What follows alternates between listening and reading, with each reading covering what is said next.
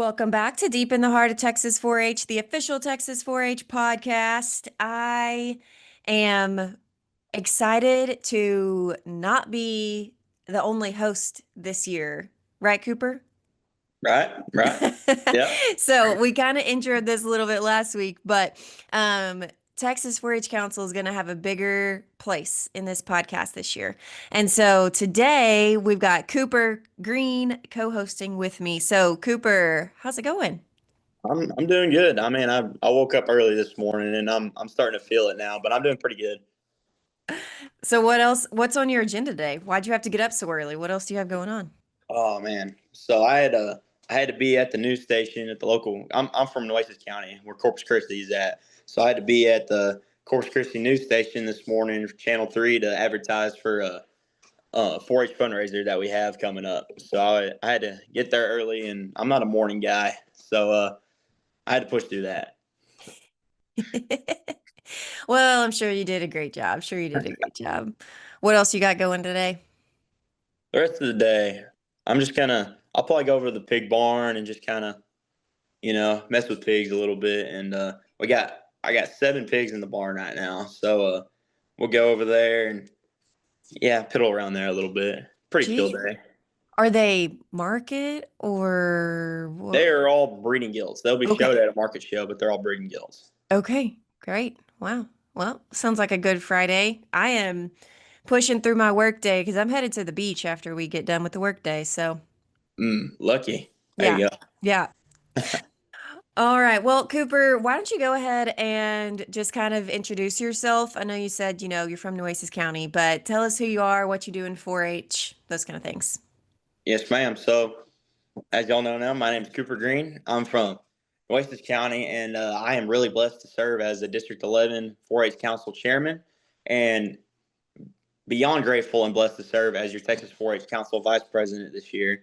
And I'm really thankful for the opportunity. I've been in 4-H since third grade, as I'm sure a lot of you at home have been. But I started out in 4-H just to show pigs, not really thinking that I would do a lot of things that I've done nowadays.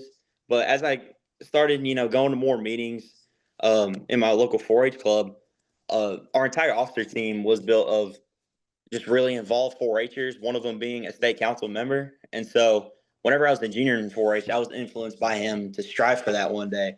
And so I've spent the last however many years working my way up into that and just running for certain leadership roles that I know I wanted to be a part of. And I've enjoyed every single second of it. And leadership has really just become my favorite 4-H project. As I mentioned, I show pigs, but I'm also really involved on the shooting sports side of things. I'm in the shotgun sports, trap skeet, sporting clays, whiz bang, all that fun stuff. I do a lot of livestock judging. Visual and performing arts is also a big project for me. I play guitar, I sing, play piano, harmonica, all the things, bass. So I'm a real big music guy. I love music a lot. But as I did mention before, leadership has really become my absolute favorite 4-H project, and I am currently in my junior year right now of high school, and so I did not expect to be on Texas 4-H Council this year, but um, I have full faith that the Lord has had His hand over this entire time, and I'm thankful for the opportunity this year. And if you would have told me 3 months ago that I would have been on Texas 4-H Council, much less been an officer, man, I'd have thought you were crazy. But I'm really blessed and grateful for this opportunity for sure. That surprises me. I would not have assumed that you didn't have this in your trajectory, didn't think that you'd be here. I really thought this was it. So you said you joined your club, leadership because there were other leaders. Do you think that there's a lot that 4-H members can learn from alumni? Oh yes, ma'am, 1,000%. Um, I think it's really important for sure as the older members in 4-H to influence the younger ones for sure. I know. Adult leaders have always said that, like, watch out for the little ones. I mean, they're looking up to you. But as I've gotten older, I've realized that's real. And I enjoy doing it too. That's really one of my favorite parts is going to meetings and stuff. Is talking to younger kids and just inspiring them to just do what they love in 4-H. Some of them, are involved in the same project as I am, and some of them, or do complete 180s of what I do. But yes, man, for sure. I would definitely say that we can learn from alumni now, and even though me at my age now, I can influence the younger kids. I definitely believe that I can be influenced and learn something from 4-H alumni for sure. For sure. So, Cooper, those of us, y'all on council and myself, we talked the other day about kind of what we wanted to do this season in this podcast. And we talked about really featuring alumni. You want to tell everybody kind of what we're planning to do this year? Yes, ma'am. So we had a really great business meeting the other day. Fun business meeting. I think we had some great ideas for some potential guests for this year. So I definitely recommend everybody tuning in the whole season. Sorry, I might not be on all the episodes. I know y'all be upset, but Callie will. So that'll be fun for y'all, and I'll be tuning in too. So but definitely look out. We got some great ideas and some great alumni that learn from their forced experiences growing up, and they've grown up in their adulthood to do some really great things. So definitely be on the lookout, and I think it'll be a great season for sure. For sure, for sure. And so to kick off our alumni season, there will be some other things, but a lot of alumni, right?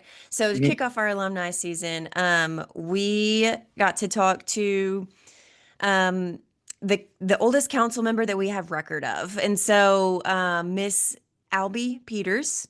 In the Amarillo area, was on the 1954-1955 Texas 4-H Council. Wow. And so she is a wealth of wisdom and knowledge, and also so darn fun. And so that was just like the best conversation. Um, so we'll hear what she had to say in just a minute. But as your first vice president this year, as a Texas 4-H council member, what do you think that this year's council can learn from past councils?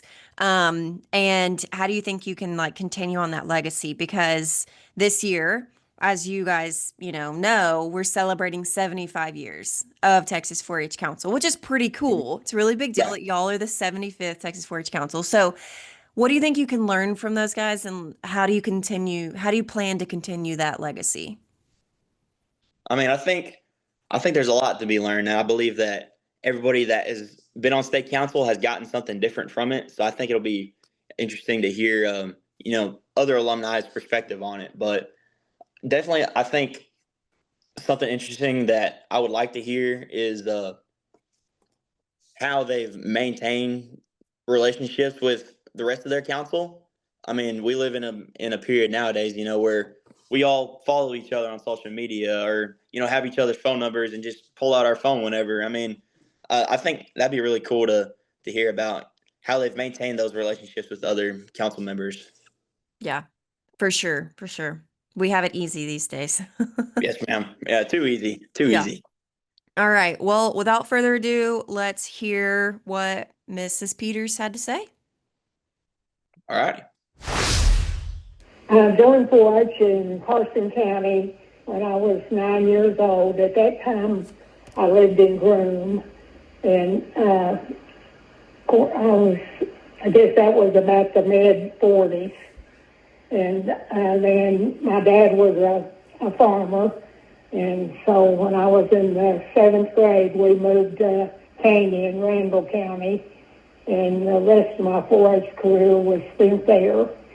And my first 4-H leader was my beloved grandmother. And one of the memories I have of early 4-H was being in the Panhandle annual celebration. They had a parade, and that was probably like in 48. And what we did in the parade was ride on the back of a truck, and we had a cooking stove, and we were canning tomatoes. And my grandmother was sitting by the stove, and then we were all around. So I guess that really goes back to the history of 4-H. And I don't have a lot of memories. I remember my first county agent was Charlotte Tompkins. I can remember that. Then I moved to Randall County In 52, I was a senior in high school. The rest of my 4-H career, then you could be in 4-H till you were 21. And so the rest of my 4-H career was spent there. I did, then you didn't show, you weren't in the ag projects as a girl then, and so I did typical sewing and nutrition, did some home improvement projects, and we lived, my dad was a dryland farmer, and we lived about, I think it was about 18 miles from Canyon, and so my main means of socialization was as a 4-H member. And then my county extension agent, and of course, lady agents couldn't be married at that time. Her name was Luella Patterson, and she became my mentor, and the reason I knew when I was 12 years old that I wanted to be a county extension agent. And in Randall County, I was a Gold Star girl in the 50s, and at that time they were home demonstration clubs, so I go way back. And they gave you submitted the district winning record book, got to be a candidate to be the then home demonstration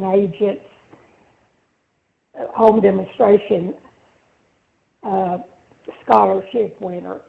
But at that time, after your record book won, the judges came to your house and checked out your family. You served them a meal, and they looked at your project. So it was really a big endeavor. And that year, and I think that was probably like it was when I was a senior, so that would have been 55. And I did get the Maggie Berry home demonstration scholarship, and at that time that was #1 scholarship, and it was for $300. That doesn't sound like much now, but to me that was a windfall. Absolutely. And then in 57 I was in college, and of course part of being I was then working toward my goal of being a county extension agent.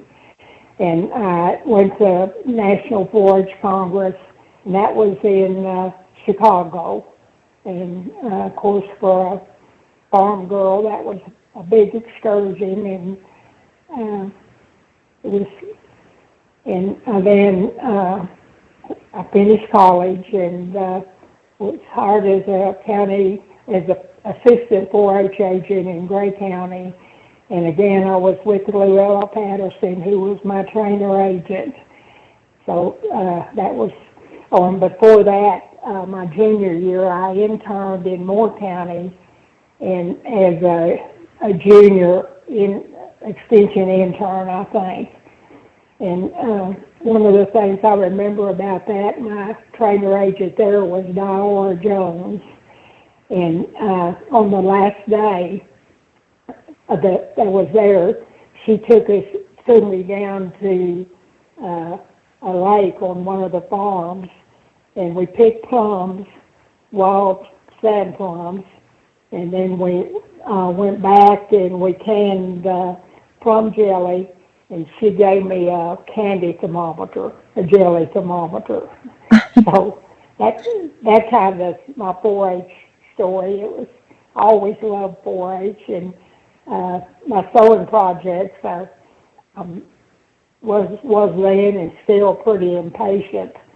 And so I remember one contest, I had red marks all over the front of my dress where I'd marked on the outside with red. Can you imagine? And of course my mother and Miss Patterson were not thrilled with that.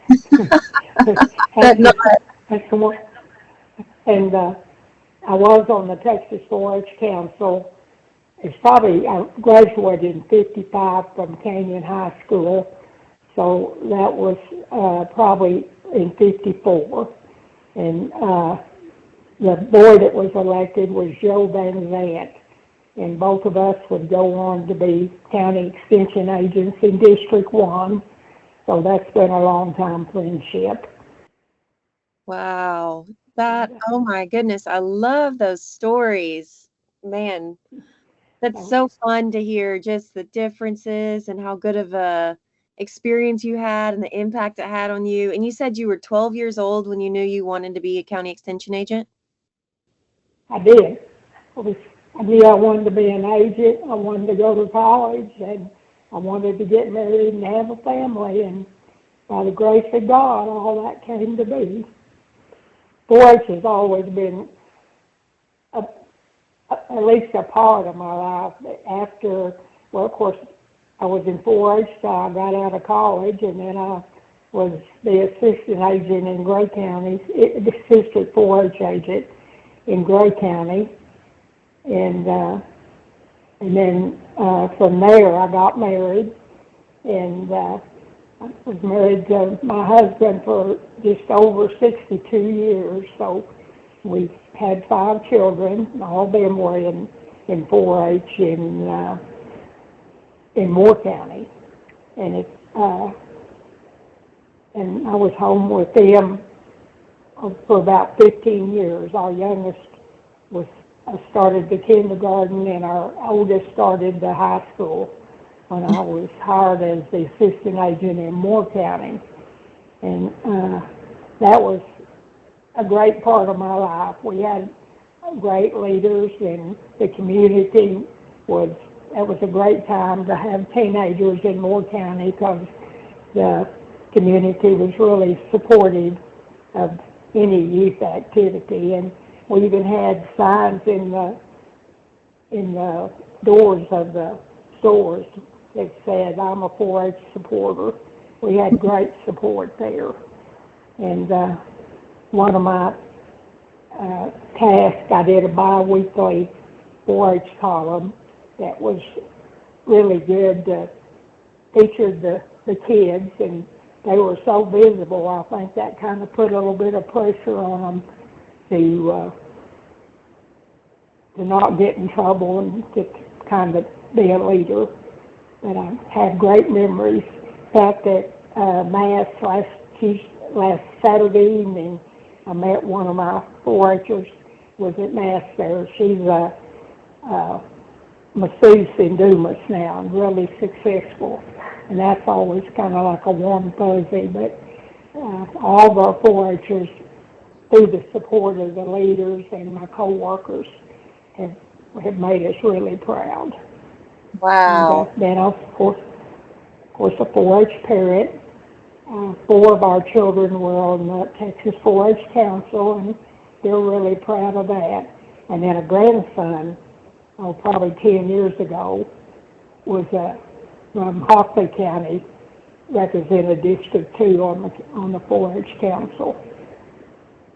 So you have deep roots in this Texas 4-H Council program. And I don't know if you know this, but you're actually the person on record from the earliest Texas 4-H Council. So you are the longest standing Texas 4-H Council member that we have on record. Did you know that? No, I didn't. No, I didn't. I know we went to Bastrop.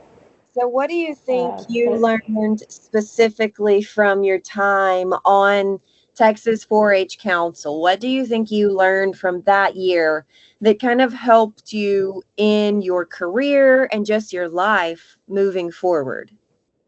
Oh, the whole 4-H career certainly influenced and gave me skills and interest, and made me a better communicator, I guess. And I can't really say it was just the Texas 4-H Council. I think that it was 4-H career, and then particularly in Dumas, we had a great 4-H program. That we had the best group of 4-H leaders and parents. They were so supportive, and they had a 4-H rodeo every year. We had a an arena out by the community building, and they were able to raise funds to support the 4-Hers in their trips to Roundup and or whatever 4-H trip they earned.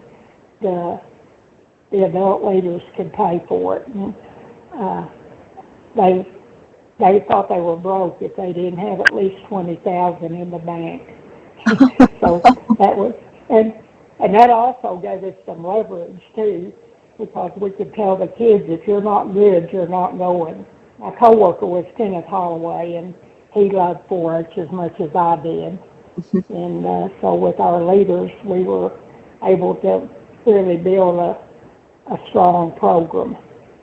And we always tried to have one of our leaders recognized and salute to 4-H, and usually it was one of our leaders that got that recognition. And we worked hard to have our seniors qualify for the 4-H Foundation scholarships, and they were usually pretty successful. Well, always, I'd say. If they applied, they got it, because we had a really strong 4-H program. Yes, ma'am. So we are celebrating 75 years of Texas 4-H Council this year. And so if you could give our current council members any piece of advice, what would you tell them? That's kind of a hard question. Just be your best.